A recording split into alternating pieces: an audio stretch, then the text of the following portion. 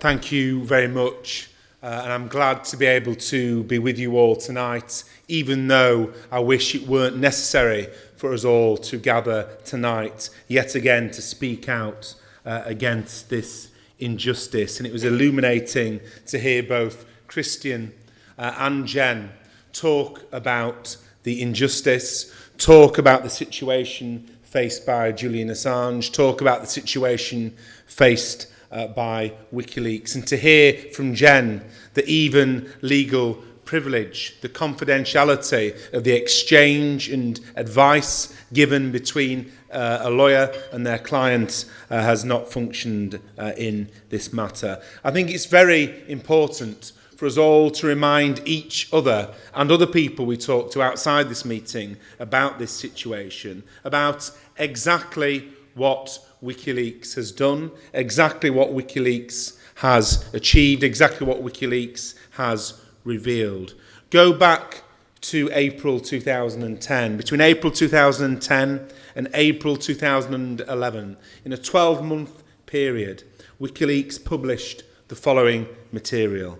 First of all, the collateral murder video, which so many people will have seen, where innocent people in Iraq were gunned down, and that video went around the world and showed people the truth of what was going on in our name.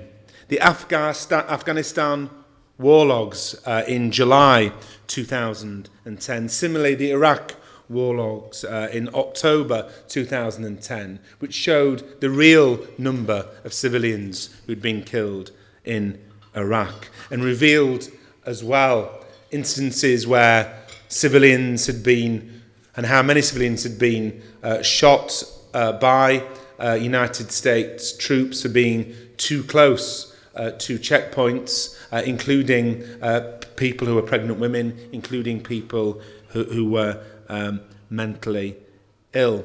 In November 2010, they revealed 250,000 diplomatic cables, and then in April 2011, the Guantanamo Bay files. It almost seems, so well known has it become, about the inhumanity visited upon inmates and prisoners in Guantanamo Bay. It almost feels as if we've always known this. But if it weren't for WikiLeaks, many people wouldn't have known this. The truth of what was going on there wouldn't have been evidenced, wouldn't have been public knowledge. So it's important that we speak up for the work that WikiLeaks has done, speak up for that journalistic contribution that has been made. Because if journalism is really going to hold power to account, if journalism is really going to speak truth to power, then they need to expose what the powerful do in all of our names. And WikiLeaks has undoubtedly done that. And it's often said that truth is all too often the first casualty of war. Let's be clear about it. Julian Assange should not face extradition to the United States of America because of his journalistic work exposing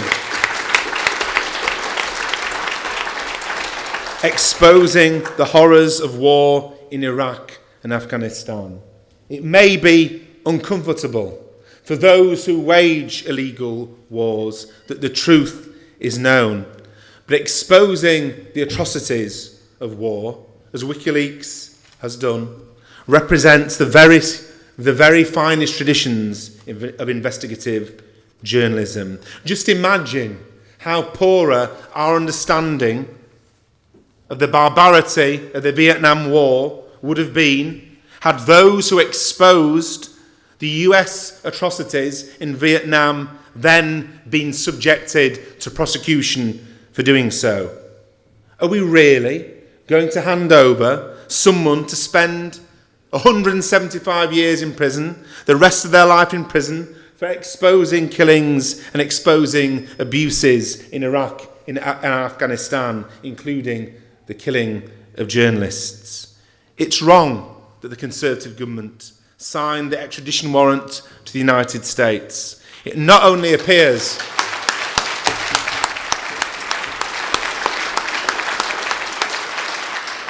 It not only appears to be yet another example of kowtowing to US foreign policy, but it seems to me to be a complete failure to respect the basic principles of journalistic freedom, as we've heard tonight. And this issue, I have to say, goes way beyond the case of WikiLeaks. It's a clear attack on all those who wish to expose abuses of state power, an attack on the journalists who report on them.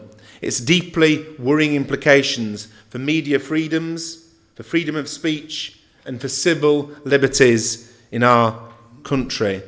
And of course, as we've heard, the UN Special Rapporteur on Torture has called for this extradition to the United States to be stopped. So everyone, regardless of their political persuasion, regardless of their political opinion, everyone who believes in free and open press must, in my view, join that demand for this extradition to be stopped.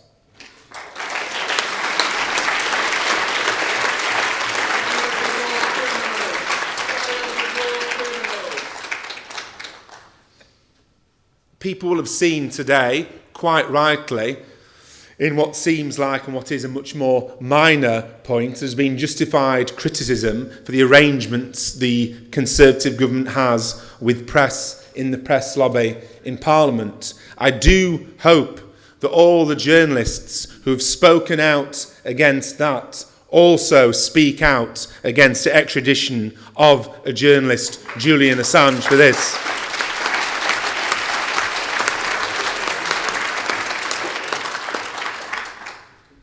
So I'll conclude by saying that as somebody who believes in anti-war internationalism, in someone who believes that if we are going to be a truly democratic world, then what the powerful do in our name must be known by us, I'm proud to be with you, but I wish I didn't have to be. I wish we didn't have to have meetings like this. But without the work of WikiLeaks, without the work that they've done, we wouldn't know, and the world wouldn't know, so many of these injustices and humanities carried out in our name. So it's important to remember that. It's important to congratulate WikiLeaks for what they've done. The best kind of journalism is the most difficult kind of journalism. But who would have predicted, some did, but who would have predicted that in our country, which boasts of its attachment to freedom of the press, that in our country, a journalist for exposing these things would be at risk of extradition to spend the rest of his life behind bars. It's an injustice against him. It's an injustice against WikiLeaks. It's an injustice against all of those people killed in Iraq, imprisoned in Guantanamo Bay, or killed in Afghanistan.